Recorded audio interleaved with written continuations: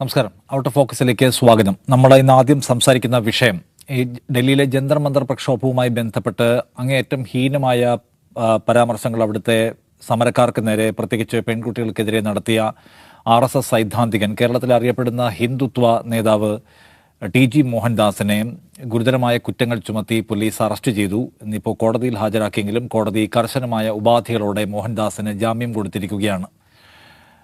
മേലാൽ ഇത്തരം കുറ്റകൃത്യങ്ങൾ ആവർത്തിക്കാൻ പാടില്ല എന്നും ചോദ്യം ചെയ്യലിന് ഹാജരാകണമെന്നും അടക്കമുള്ള നിർദ്ദേശങ്ങൾ നൽകിക്കൊണ്ടാണ് TG മോഹൻദാസിനെ ജാമ്യത്തിൽ കോടതി വിട്ടയക്കുന്നത്. TG മോഹൻദാസിന്റെ അറസ്റ്റ് എവിടെ, പോലീസിന്റെ കർശനമായ നടപടി എവിടെയെന്ന് കഴിഞ്ഞ ഒരാഴ്ചയോളമായി കേരളത്തിലെ സർക്കാരിനോട് ജനങ്ങൾ ചോദിച്ചുകൊണ്ടേയിരിക്കുകയായിരുന്നു. കഴിഞ്ഞ ദിവസം അർജുൻ ആയങ്കി അറസ്റ്റ് ചെയ്തതിന് തൊട്ടു പിന്നാലെ TG മോഹൻദാസിനെ വീട്ടിലെത്തി പോലീസ് കൊണ്ടുപോകുന്നു, തിരുവനന്തപുരത്ത് കൊണ്ടുവന്ന് അറസ്റ്റ് രേഖപ്പെടുത്തുകയും ചെയ്തു.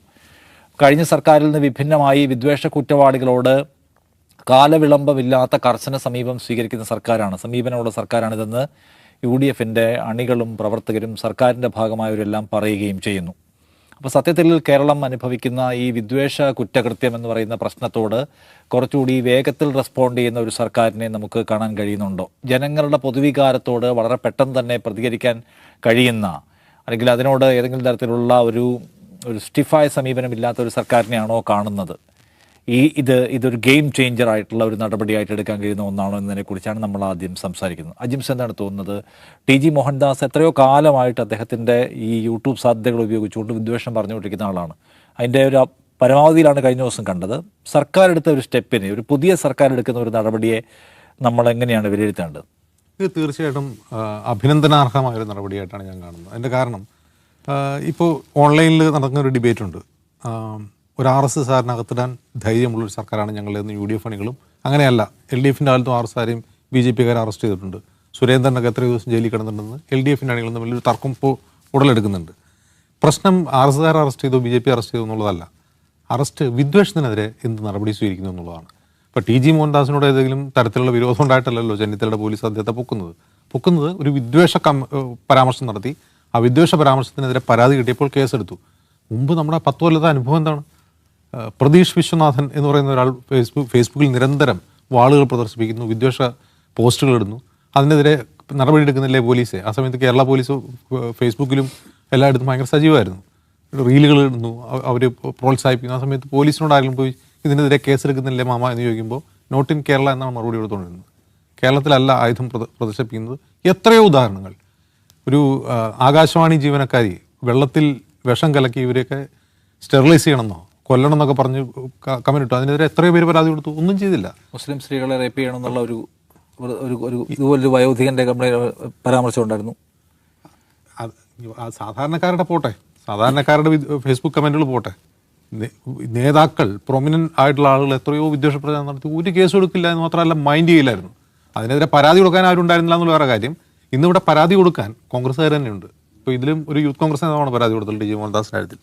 ഒപ്പം തന്നെ AIVFന്റെ ജിസ്മോനുണ്ട്. യെസ്. അപ്പോൾ പരാതി കൊടുക്കുന്നു, അതിൽ കേസെടുക്കുന്നു, അറസ്റ്റ് ചെയ്യുന്നു, ഇപ്പോൾ കോടതി ജാമ്യം കൊടുക്കുന്നു. ഇതൊരു നല്ല സൂചനയാണ്. കാരണം വിദ്വേഷം തടയാൻ ഏറ്റവും നല്ല വഴി അതിനെതിരെ ലീഗലായിട്ടുള്ള നടപടി സർക്കാരുകൾ സ്വീകരിക്കുക എന്നുള്ളതാണ്. ഒരു 10-15 കേസ് വരുമ്പോൾ തന്നെ വിദ്വേഷ പ്രചാരണം കുറയും. ഇപ്പോൾ തന്നെ ഈ സർക്കാർ വന്നതിന് ശേഷം നമ്മൾ സോഷ്യൽ മീഡിയയിൽ എടുത്ത് നോക്കുക, സംഘപരിവാറുമായി ബന്ധപ്പെട്ടുള്ള വിദ്വേഷ കമൻറ്റുകൾ തുലവും കുറഞ്ഞിട്ടുണ്ട്. TG മോഹൻദാസിൻ്റെ കേസ് ഒന്നുകൊണ്ട് കുറഞ്ഞതൊന്നുമല്ല, പൊതുവേ കുറയുന്നുണ്ട്. കാരണം കേസെടുക്കുമെന്നൊരു തോന്നൽ ഉണ്ട്, കേസെടുക്കുന്നുണ്ട്, അറസ്റ്റ് ചെയ്യുന്നൊരു തോന്നൽ ഉണ്ടാവുന്നുണ്ട്. ഇതിന് ഏറ്റവും നല്ല ഉദാഹരണം, കേസെടുത്തു കഴിഞ്ഞാൽ ഹെയ്റ്റ് ക്രൈംസ് കുറയുന്നുള്ള ഏറ്റവും നല്ല ഉദാഹരണം കോൺഗ്രസ് സർക്കാരിനുള്ള കർണാടകയാണ്. കർണാടകയിൽ നമുക്കറിയാം കഴിഞ്ഞ BJP ഭരണകാലത്ത് എന്തൊക്കെയായിരുന്നു അവിടെ നടന്നുകൊണ്ടിരുന്നത്. എത്ര വിഷലിപ്തമായ പ്രചാരണങ്ങളാണ് നടന്നത്. അതാ മറ്റേ ഹിജാബ് ബാനുമായി ബന്ധപ്പെട്ട് തന്നെ ഹെയ്റ്റ് ക്രൈംസിൻ്റെ ഒരു കേന്ദ്രമായി കർണാടക മാറിയിരുന്നു. അവിടെ ഒരു സർക്കാർ മാറി വന്നു. ഇപ്പോൾ നമ്മളങ്ങനെ എന്തെങ്കിലും കേൾക്കുന്നുണ്ടോ?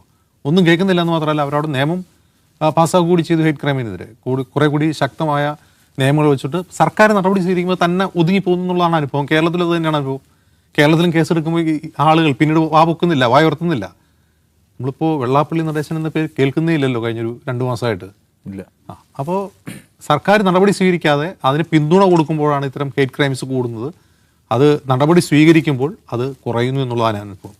ഇതിലേറ്റവും പ്രധാനപ്പെട്ട കാര്യം, ഇങ്ങനെയുള്ള നടപടി സ്വീകരിച്ചു കഴിഞ്ഞാൽ അത് UDFനെ കൊണ്ട് സാധിക്കുമോ?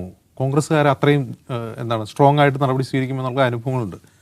കോൺഗ്രസ് സർക്കാരുകൾ ശ്രദ്ധിക്കേണ്ട ഒരു കാര്യം, സംഘപരിവാറിനെതിരായിട്ടുള്ള സർക്കാർ നടപടികൾ അതിൽ കോൺഗ്രസിന് എവിടെയൊക്കെ വീഴ്ച പറ്റിയിട്ടുണ്ടോ പിൽക്കാലത്ത് ആ സർക്കാരുകൾക്ക് ഗുരുതരമായ തിരിച്ചടികൾ നേരിടേണ്ടി വന്നിട്ടുണ്ട്. ഒരു ഉദാഹരണം പറഞ്ഞു കഴിഞ്ഞാൽ ഇപ്പോൾ സവർക്കർ ഗാന്ധി കൊലപാതകത്തിൽ ഗൂഢാലോചന നടത്തിയെന്ന കേസിൽ വിട്ടയക്കപ്പെട്ട ഒരാളാണ് കോടതിയിൽ നിന്ന്. ആ വിട്ടയക്കപ്പെടാനുള്ള കാരണം എന്താണ്? പോലീസ് വേണ്ടത്ര തെളിവുകൾ, സാക്ഷിമൊഴികൾ കോടതിയിൽ ഹാജരാക്കിയില്ല എന്ന് വെറുതെ ആരോപിക്കുന്നതല്ല. പിന്നീട് ഇന്ദിരാഗാന്ധി സർക്കാർ തന്നെ 1965 ഒരു കമ്മീഷൻ വെച്ചു, കപൂർ കമ്മീഷൻ 1967 സവർക്കർ മരിച്ച 1 വർഷത്തിന് ശേഷം കമ്മീഷൻ റിപ്പോർട്ട് കൊടുത്തു. ഈ കമ്മീഷൻ കണ്ടെത്തിയത് എന്താണെന്നറിയോ? ബോംബെ പോലീസ് ലഭ്യമായ സാക്ഷിമൊഴികൾ കോടതിയിൽ ഹാജരാക്കാത്തതുകൊണ്ടാണ് സവർക്കർ വിട്ടയക്കപ്പെട്ടതെന്നാണ്. ലഭ്യമായ സാക്ഷിമൊഴികൾ, ആ സാക്ഷിമൊഴികളുള്ള ആളുകളെ കപൂർ കമ്മീഷൻ നേരിട്ട് കണ്ട് മൊഴിയെടുക്കുകയും അവർ അതേ മൊഴി ആവർത്തിക്കുകയും ചെയ്തു. അത് ഈ ഗാന്ധിവധത്തിന് ഇത്ര മണിക്കൂറുകൾക്ക് മുമ്പ് സവർക്കറുടെ വീട്ടിൽ ഗോഡ്സെയും മറ്റുള്ളവരൊക്കെ കൂടി ഗൂഢാലോചന നടത്തിയെന്നും അവർക്ക് വേണ്ടിയുള്ള പണവും ബാക്കിയെല്ലാ ലോജിസ്റ്റിക്സും ഒരുക്കി കൊടുത്തത് സവർക്കർ തന്നെയാണെന്നും സവർക്കറുടെ സെക്രട്ടറിയും വേലക്കാരനും കപൂർ കമ്മീഷൻ മൊഴി നൽകി. ഈ മൊഴി പോലീസിന്റെ പക്കലുണ്ടായിട്ടും പോലീസ് എന്ത് ചെയ്തില്ല? പ്രൊഡ്യൂസ് ചെയ്തില്ല. സവർക്കർ വിട്ടയച്ചു. ഈ ഒറ്റ കാര്യം ആലോചിക്കുക. ഇതേ സവർക്കറെ 1980 അദ്ദേഹത്തിന്റെ ഈ ജന്മശതാബ്ദിയോട് അനുബന്ധിച്ച് ഇന്ദിരാഗാന്ധി അദ്ദേഹത്തിന്റെ ട്രസ്റ്റുമായി ബന്ധപ്പെട്ട എന്തോ ഒരു സന്ദേശത്തിൽ, സവർക്കർ മഹാനായിരുന്നു, നല്ല ഫ്രീഡം ഫൈറ്റർ ആയിരുന്നു, അദ്ദേഹത്തിന്റെ പേരിൽ സ്റ്റാമ്പ് ഇറങ്ങി. ഒന്ന് ആലോചിച്ച് നോക്കുക. ഗാന്ധി വധത്തിന് കാരണക്കാരനായ അതിന് ഗൂഢാലോചന നടത്തിയതിന്റെ പേരിൽ തെളിവ് പോലീസ് ഹാജരാക്കുന്നതുകൊണ്ട് മാത്രം വിട്ടയക്കപ്പെട്ട സവർക്കറോട് ഒരു ചെറിയ അനുഭാവ സമീപനം, ചിലപ്പോൾ വോട്ട് ബാങ്ക് ലക്ഷ്യം വെച്ചായിരിക്കും, അല്ലെങ്കിൽ 80കളിലെ ഇന്ദിരാഗാന്ധിയുടെ ഒരു ഹിന്ദുത്വ പ്രീണന രാഷ്ട്രീയം ഉണ്ടായിരുന്നു, അതിന് പിന്നീട് അവർക്ക് തന്നെ തിരിച്ചു കിട്ടി, അതുമായി ബന്ധപ്പെട്ടുമായിരിക്കും ഇങ്ങനൊരു വിട്ടുവീഴ്ച നടത്തി. പിന്നീട് നമ്മൾ കാണുന്നത് എന്താണ്? 2000 ആണ്ട് ബി ജെ പിയുടെ വാജ്പേയി സർക്കാർ അധികാരത്തിൽ വരുമ്പോൾ പാർലമെന്ററി സെൻട്രൽ ഹാളിൽ സവർക്കറുടെ ചിത്രം പ്രത്യക്ഷപ്പെടുന്നു. പിന്നീട് ഇതേ ഇന്ദിരാഗാന്ധിയുടെ കൊച്ചുമകൻ പ്രതിപക്ഷ നേതാവ് വരുമ്പോൾ സവർക്കറെ നിന്ദിച്ചു എന്ന് പറഞ്ഞാൽ അദ്ദേഹത്തിന് രാജ്യം മുഴുവൻ കേസ്. എന്നിട്ട് ഇതേ രാഹുൽ ഗാന്ധിക്ക് ഡിഫെൻഡ് ചെയ്യുവാണ്, സ്വന്തം ഗ്രാൻഡ് മദറിനെ ഡിഫെൻഡ് ചെയ്യുവാണ്. എന്നോട് എൻ്റെ മുത്തശ്ശി പറഞ്ഞത് സവർക്കറെ പറ്റി ക്രിട്ടിക്കലായിട്ടുള്ള കാര്യങ്ങളാണ്, ഒരിക്കലും സവർക്കർ പുകഴ്ത്തി പറഞ്ഞിട്ടില്ല. പക്ഷെ മറ്റത് അവിടെ കിടക്കുന്നത് ജന്മശതാബ്ദിക്ക് അയച്ച സ്റ്റാമ്പും ജന്മശതാബ്ദിക്ക് അയച്ചു കൊടുത്ത മെസ്സേജ് അവിടെ കിടക്കുകയാണ്. ഇത് ഒരു ഉദാഹരണം. മറ്റൊരു ഉദാഹരണം പറഞ്ഞു കഴിഞ്ഞാൽ രണ്ടാം യു പി എ സർക്കാരിൻ്റെ കാലത്ത് മാലേഗാവ്, ഹൈദരാബാദ്, മക്ക മസ്ജിദ് സ്ഫോടനങ്ങൾ, ഈ സ്ഫോടനങ്ങളിൽ സ്വാമി അസീമാനന്ദയുടെ മൊഴി കിട്ടുന്നു. മൊഴി വെറും മൊഴിയല്ല, അപ്പോൾ അന്വേഷണ സംഘത്തിനുള്ള മൊഴിയല്ല, മജിസ്ട്രേറ്റിന് കൊടുക്കുന്ന 124 സ്റ്റേറ്റ്മെൻറ്റാണ്. ആ സ്റ്റേറ്റ്മെൻറ്റ് ലഭിച്ചതിൽ RSSന്റെ ദേശീയ എക്സിക്യൂട്ടീവ് അംഗമായ ഇന്ദ്രേഷ് കുമാർ ഈ ഗൂഢാലോചനയിൽ പങ്കാളികളാണ്. ഈ സ്ഫോടനങ്ങൾക്ക് മുഴുവനായ സഹായം കൊടുത്തതും ഇന്ദ്രേഷ് കുമാറാണ്. ഞങ്ങളോട് സന്യാസിമാരുടെ വേഷത്തിലും മറ്റും പോകാൻ പറഞ്ഞത് അദ്ദേഹമാണ്, ആരും സംശയിക്കില്ല എന്ന് പറഞ്ഞ അദ്ദേഹമാണെന്ന് തുടങ്ങി നിരവധി വിശാലമായ സാക്ഷിമൊഴി മജിസ്ട്രേറ്റിന് മുമ്പിൽ കിട്ടുന്നു. അതിന് പിന്നിൽ CBI അന്വേഷണം ആരംഭിക്കുന്നു. 2009 യു പി എ സർക്കാർ ആണ് NIA രൂപീകരിക്കുന്നത്. ഈ NIA രൂപീകരിക്കുമ്പോൾ അന്ന് ആഭ്യന്തര വകുപ്പ് സെക്രട്ടറി ആയിരുന്ന ആളാണ് RK സിംഗ്. ഈ RK സിംഗിൻ്റെ കീഴിൽ NIA ഈ കേസ് അട്ടിമറിക്കുന്നു. 2014 മോദി സർക്കാർ അധികാരത്തിൽ വരുമ്പോൾ ആ ബീഹാറിൽ നിന്നുള്ള ലോക്സഭാംഗമായിട്ടാണ് പിന്നെ നമ്മൾ RK സിംഗിനെ കാണുന്നത്. അപ്പോൾ സ്വന്തം ഉദ്യോഗസ്ഥരുടെ ഇടയിൽ, സ്വന്തം പേഴ്സണൽ സ്റ്റാഫുകൾക്കിടയിൽ, സ്വന്തം സർക്കാരിൻ്റെ വ്യത്യസ്ത ഭാഗങ്ങളിൽ ഈ സംഘപരിവാർ ഉണ്ട് എന്ന ബോധത്തോടെ വേണം രമേശ് ചെന്നിത്തലയും VD സതീശനും UDFും കോൺഗ്രസും ഒക്കെ പ്രവർത്തിക്കാൻ. അല്ലെങ്കിലുള്ള പ്രശ്നം എന്താണെന്ന് വെച്ചാൽ എടുക്കുന്ന നടപടികളിൽ ചിലപ്പോൾ തിരിച്ചടി നേരിടും. ഇന്ന് ചെയ്യുന്നൊരു കാര്യം ചിലപ്പോൾ 10 കൊല്ലം കഴിഞ്ഞ് സ്വന്തം പാർട്ടിക്ക് തന്നെ കോടാലിയായിട്ട് വരും എന്നൊരു ജാഗ്രത UDFനും കോൺഗ്രസിനും ഉണ്ടായാൽ മതി. ഓർക്കേണ്ട മറ്റൊരു കാര്യം, കൂടെ മുസ്ലിം ലീഗ് എന്ന് പറയുന്ന ഒരു രാഷ്ട്രീയ പാർട്ടി കൂടിയുണ്ട്. എന്തെങ്കിലും ഒരു വീഴ്ചയുണ്ടെങ്കിൽ സംഘപരിവാർ അത് ഉപയോഗിക്കുക ലീഗിനെതിരെ ആയിരിക്കും. അവർ കൂടുതൽ അത് കത്തിക്കാനുള്ള സാധ്യത UDF ഭരണത്തിലുണ്ടെന്നോ ഓർക്കുകയും കൂടിയാണ്.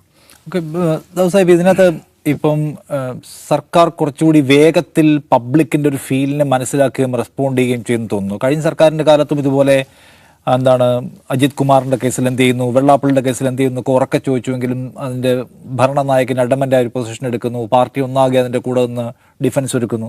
പക്ഷേ ഇത് വളരെ പെട്ടെന്ന് എന്തുകൊണ്ട് TG മോഹൻദാസിനെ അറസ്റ്റ് ചെയ്തില്ല ചോദ്യം ചോദിക്കുന്നു. 1 വീക്കിനകത്ത് തന്നെ അതിൻ്റെ നടപടി